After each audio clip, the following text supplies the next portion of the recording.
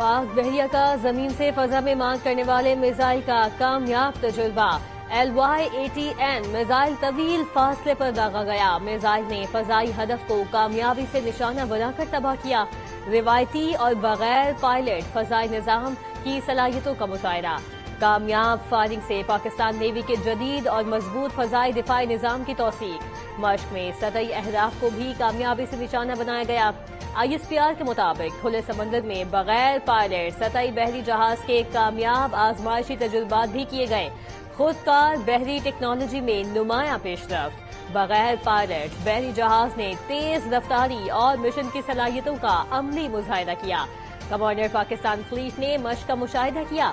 Chief of naval staff admiral Naveed Ashraf نے افسران اور جوانوں کی پیشہ ورانہ مہارت کو سراہا.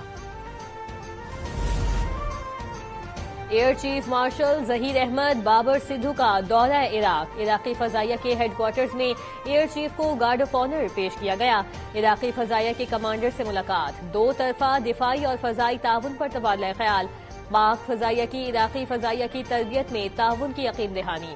دونوں فضائی افواج کے درمیان مشترکہ مشقوں پر بھی اتفاق. عراقی ایئر چیف کا JF-17 تھنڈر میں دلچسپی کا اظہار. عراقی فضائیہ کا سپر مشاق تربیتی طیاروں میں بھی اظہار دلچسپی. بلاول بھٹو زرداری نے ہدایت کی ہے کہ وزیر اعلی KP سہیل آفریدی کی پرامن سیاسی مہم ہے، مکمل سپورٹ کی جائے. سندھ کے صوبائی وزیر ناصر شاہ کی کراچی میں میڈیا سے گفتگو. کہا کراچی کا باغ جناح وفاق کی نگرانی میں آتا ہے، کوشش ہے اجازت نامہ مل جائے. بلاول جمہوریت کی بالادستی چاہتے ہیں. PTI سے سیاسی اختلافات اپنی جگہ موجود ہیں. PTI کا کوئی مستقبل ہے تو PTI B میں ہے، پرامن سیاست میں ہے.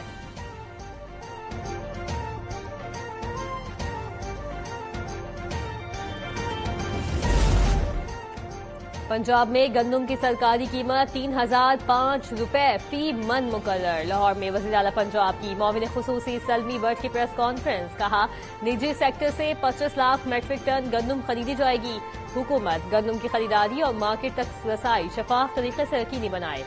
عوام کو آٹا سستا فراہم کرنے کے لیے حکومت نے پہلے ہی پالیسی مرتب کر لی ہے.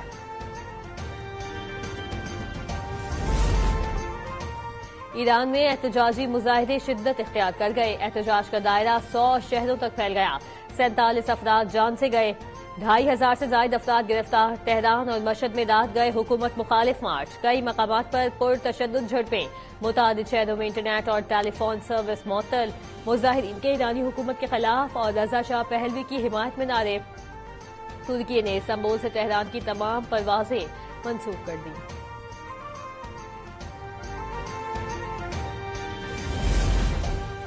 پاکستانی شہری غیر ضروری طور پر ایران کا سفر نہ کریں. ایران میں مقیم پاکستانی شہری انتہائی احتیاط برتیں.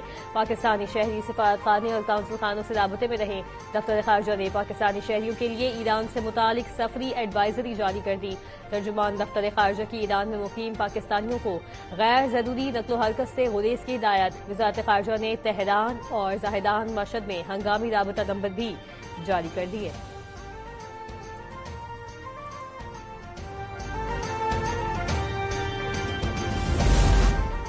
ایران میں عدم استحکام کے پیچھے امریکہ کا ہاتھ ہے. ایرانی سفیر نے اقوام متحدہ سلامتی کونسل کو خط لکھ دیا. کہا امریکی پالیسیاں عالمی امن کے لیے خطرہ ہیں. امریکی اقدامات UN چارٹر اور عالمی قوانین کی خلاف ورزی ہیں.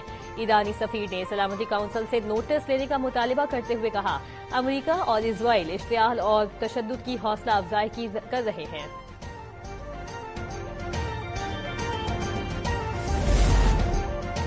ایران میں شہریوں کو قتل کیا گیا تو امریکہ مداخلت کرے گا لیکن فوجی مداخلت نہیں کرے گا. امریکی صدر ٹرمپ کی وائٹ ہاؤس میں میڈیا سے گفتگو. کہا ایران مصیبت میں ہے. بعض شہروں پر مظاہرین قابض ہو چکے ہیں. ایرانی حکومت نے برسوں عوام کے ساتھ برا سلوک کیا.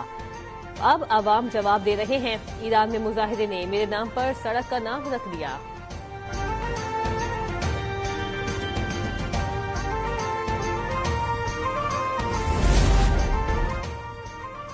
کون سی امریکی تیل کمپنیاں وینزویلا جائیں گی یہ فیصلہ واشنگٹن کرے گا. امریکی صدر ڈونلڈ ٹرمپ کا صاف اعلان. کہا تیل کمپنیاں وینزویلا کے بجائے امریکہ سے براہ راست بات کریں گی. روس اور چین چاہیں تو ہم سے وینزویلا کا تیل خرید سکتے ہیں.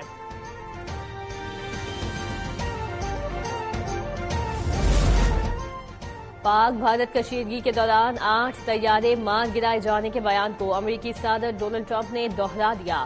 وائٹ ہاؤس میں میڈیا سے گفتگو میں کہا، اگر میں نہ ہوتا تو پاک بھارت جنگ جاری رہتی۔ پنجاب بھر میں دھند نے شاہراہیں نگل لی، شدید دھند کے باعث موٹر وے مختلف مقامات سے بند، ٹریفک معطل۔ موٹر وے M3 جوڑاوالا سے درخانہ تک بند، موٹر وے M4 پنڈی بھٹیا سے عبدالحکیم اور گوجرا سے عبدالحکیم تک بند، موٹر وے M5 ملتان سے ظاہر پیر اور ملتان سے سکھر تک بند۔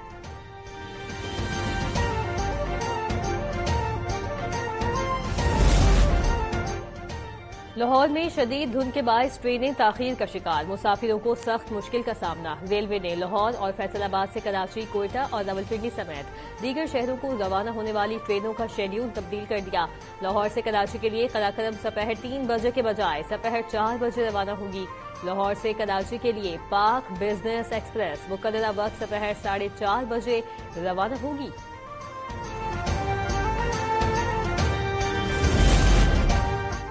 کراچی سمیت ملک بھر میں سردی کی لہر برقرار، بالائی علاقوں میں آج بھی برفباری کا امکان۔ بلوچستان میں ٹھنڈ نے شہریوں کے دانت بجا دیے، محکمہ موسمیات نے ملک بھر میں شدید سردی کی لہر مزید چند روز تک برقرار رہنے کی نوید سنا دی۔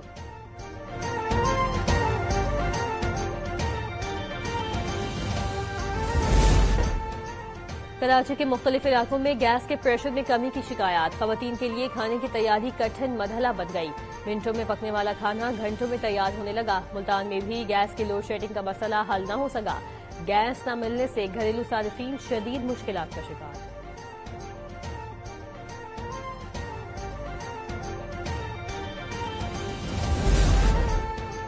پاکستان اور سری لنکا کے درمیان دوسرا T20 میچ بارش کے باعث منسوخ، دمبولا میں میچ سے قبل بارش پر گراؤنڈ کو مکمل کور کیا گیا، ابتدائی طور پر ٹاس تاخیر کا شکار اور بعد میں میچ منسوخ کر دیا گیا۔ سیریز کا تیسرا اور آخری T20 میچ 11 جنوری کو دمبولا میں ہی کھیلا جائے گا۔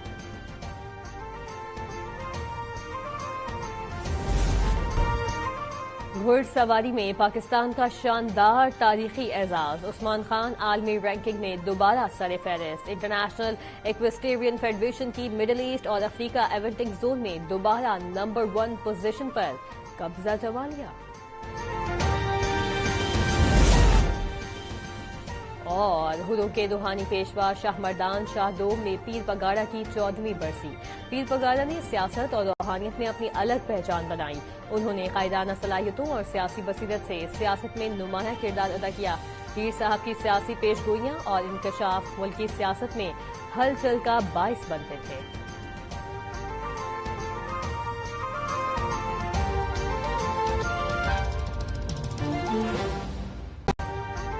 ابھی سبسکرائب کریں تاکہ کوئی خبر رہ نہ جائے۔